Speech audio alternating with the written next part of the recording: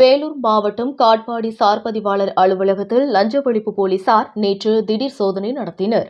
ரூபாய் 2,14,000 கணக்கில் வராத பணம் பறிமுதல் செய்யப்பட்டது.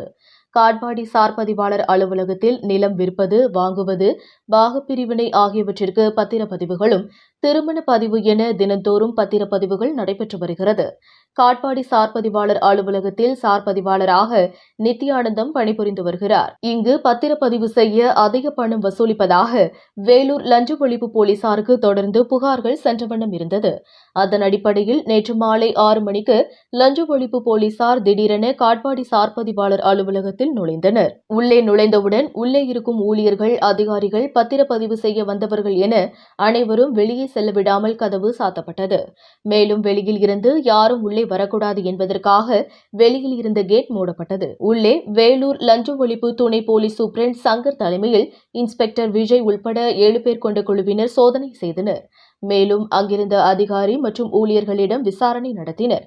கொட்டும் மழையில் மின்னிறுத்தம் ஏற்பட்டது. இந்த நிலையில் நேற்று 2வது நாளாக இரவு மழை பெய்தது. பலத்த மழை பெய்ததால் காட்பாடி பகுதியில் மின் விநியோகம் நிறுத்தப்பட்டது. இதனால் சோதனைக்கு சென்ற போலீசார் அவதியடைந்தனர். பின்னர் மீண்டும் மின்விளக்கு வசதி வந்தவுடன் சோதனையை தொடர்ந்தனர். இந்த சோதனையில் கணக்கில் வராத ரூபாய் 2,14,000 பணம் பறிமுதல் செய்யப்பட்டது. இந்த லஞ்ச ஒழிப்பு சோதனையானது நள்ளிரவில் முடிந்தது.